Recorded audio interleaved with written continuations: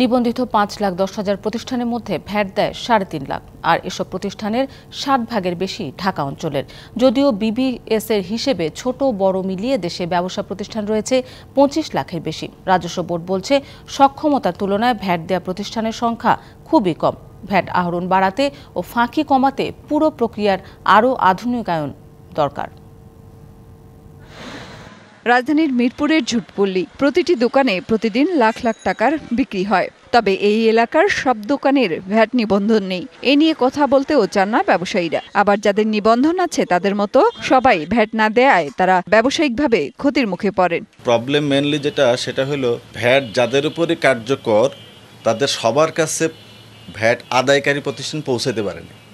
তো পৌঁছাইতে না পারার কারণে আমি যেই ব্যবসায়ী, এরকম সমজাতীয় সব ব্যবসায়ীর কাছে যেহেতু পৌঁছায় নাই, দাম নির্ধারণ ক্ষেত্রে আমি একটু মাইনাস পয়েন্টে আছি।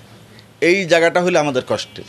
ঢালাইয়ের দৃঢ়তা, নির্মাণে নিশ্চয়তা, প্রিমিয়ার সিমেন্ট, ঢালাইয়ের রাজা। পরিসংখ্যান ব্যুরোর সর্বশেষ 2021 সালের জরিপ অনুযায়ী দেশে ছোট বড় ব্যবসা প্রতিষ্ঠানের সংখ্যা প্রায় 25.5 লাখ, আর রাজস্ব বোর্ডের তথ্য অনুযায়ী মাত্র 5,10,000 প্রতিষ্ঠানের ভ্যাট নিবন্ধন রয়েছে।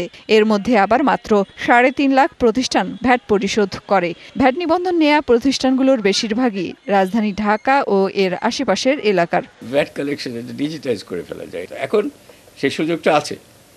এই সুযোগটা এখন নেওয়া উচিত, সরকারের নেওয়া উচিত, জাতীয় রাজস্ব বোর্ডের নেওয়া উচিত, যে আমরা এখন ডিজিটাইজ করে ফেলি।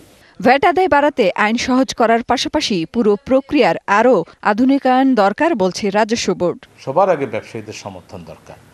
ব্যবসায়ীরা যদি কোঅপারেট না করে তাহলে আমরা ফুল রেটে ভিএটি নিয়ে অ্যাকাউন্টিং বেসড ভিএটি অ্যাডমিনিস্ট্রেশন কায়েম করতে পারবো না। আমরা যেটা করব, আমরা অটোমেশন করব, এবং অটোমেটেড ওয়েতে যদি সবাই কমপ্লাই করে এবং আমাদের ট্যাক্স পেয়ারদের সাথে যদি রেভিনিউ অ্যাডমিনিস্ট্রেশনের দেখা সাক্ষাৎ বন্ধ হয়ে যায়, এবং তখন কিন্তু অটোমেটিক্যালি ওনারা যে হয়রানির অভিযোগগুলো করছেন সেগুলো কমে যাবে। আমরা সেই চেষ্টাটাই করব। বিশ্বব্যাংকের এক প্রতিবেদন অনুযায়ী 2018-19 অর্থ বছরে আদায়যোগ্য ভ্যাটের 2/3 জমা পড়েনি কোষাগারে। ওই বছর 85,000 কোটি টাকা ভ্যাট আদায় করে রাজস্ব বোর্ড, আর বিশ্বব্যাংকের হিসেবে ওই বছর আদায়যোগ্য ভ্যাট ছিল 2 লাখ কোটি টাকা।